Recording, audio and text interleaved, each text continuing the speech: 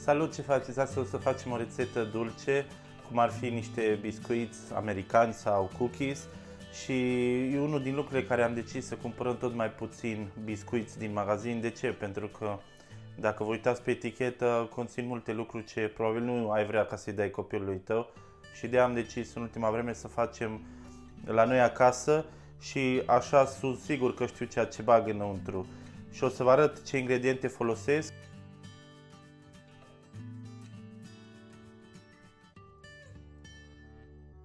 Ingredientele sunt făină, ciocolată neagră, căutați o ciocolată de bună calitate, unt la temperatura camerei, 2 ouă, sare, bicarbonat, pastă de vanilie și, cum vă spuneam înainte, o să folosesc două feluri de zahăr.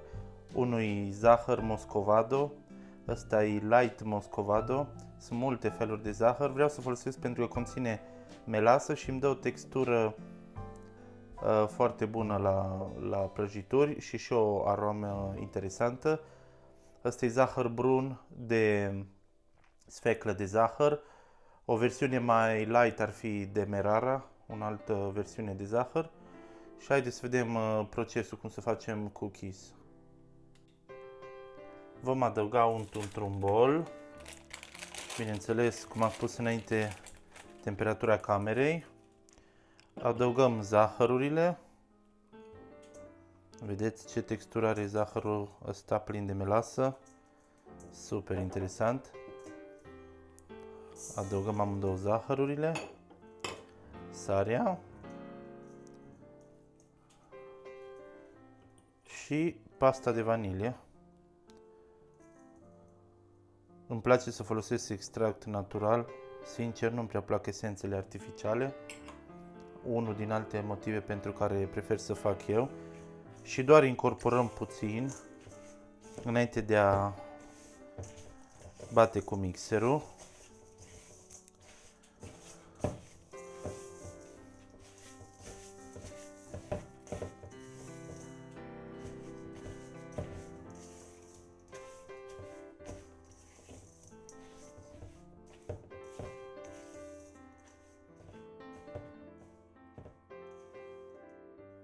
După ce am incorporat puțin zahărul în unt, și untul recomand să fie de bună calitate, să fie măcar de 80% sau 82%, începem să batem cu mixerul ca să introducem puțin aer.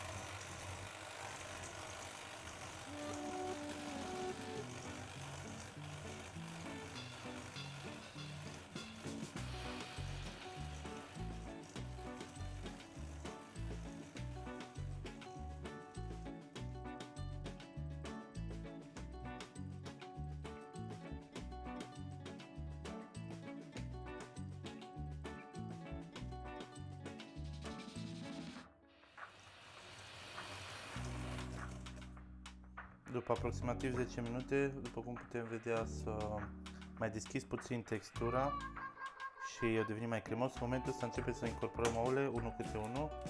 Incorporăm un ou până nu îl mai vedem, apoi incorporăm al doilea ou.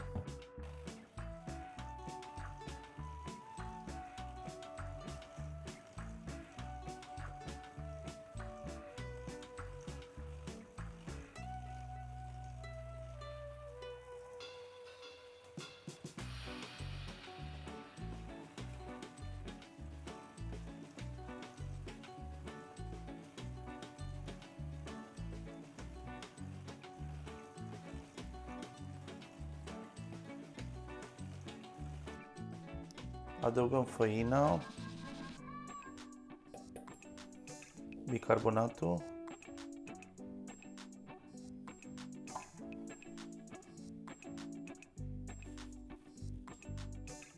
incorporăm făina folosind o spatulă de silicon.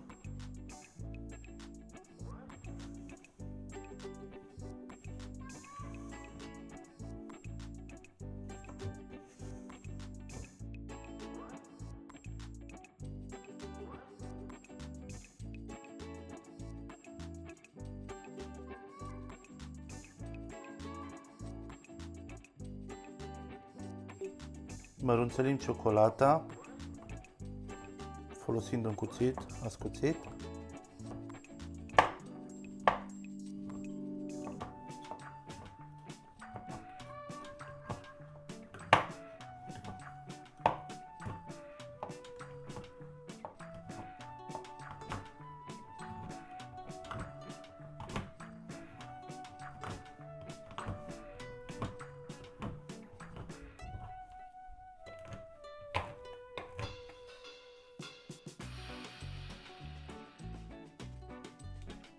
După ce am incorporat făina, adăugăm ciocolata și incorporăm și ciocolata în aluat.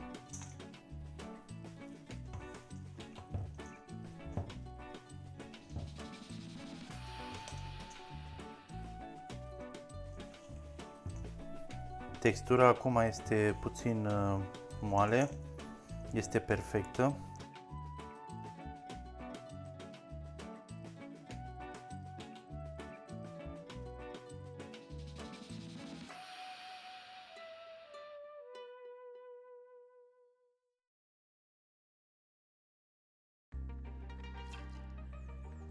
După ce ciocolata este incorporată, punem aluatul la frigider și așteptăm o oră ca să se întărească. După o oră de stat în frigider, textura s-a îmbunătățit, acum este mai ușor de folosit și din punctul ăsta începem să facem bile sau să-i dăm formă. Avem mai multe posibilități, putem să folosim un dozator de înghețată, preferatul meu. Pur și simplu facem o bilă, ca și cum am face înghețată, îi dăm forma și îl punem pe hârtia de cuptor. Asta ar fi un cookie. După ce formăm toate bilele, avem trei opțiuni. Una din ele este direct să le gătim la cuptor. A doua opțiune ar fi să le băgăm la frigider și să le mai lăsăm între 4 ore și până la 3 zile. Ce face asta? Asta îmbunătățește gustul. Cu cât stă mai mult, cu atâta devine mai gustos. Este un truc care îl folosesc mulți cofetari. Și a treia variantă, putem să formăm toate bilele, să punem într-o tavă și să-l congelăm pentru o vreme cât avem nevoie. Când avem nevoie să le coacem, le scoatem de la congelator, le lăsăm la temperatura camerei până se încălzește cuptorul și continuăm cu coacerea înainte. Acum haideți să terminăm de făcut toate bilele înainte să le coacem.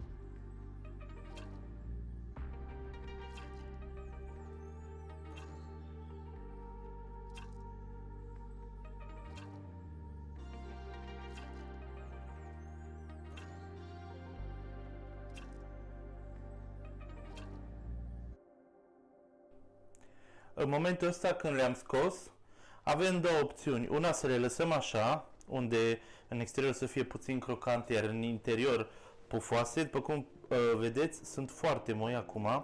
Acum trebuie să stea cel puțin 10 minute să se odihnească. Și a doua opțiune este să luăm un pahar sau o cană și să le apăsăm puțin. Și atunci vom reuși textura cunoscută a cookie-urilor, în care sunt puțin gumoase înăuntru și creăm o textură mai densă. Apăsați puțin, după ce am dat forma finală, lăsăm între 10 și 20 de minute să se răcească, apoi se vor încheia și vor deveni mai ferme.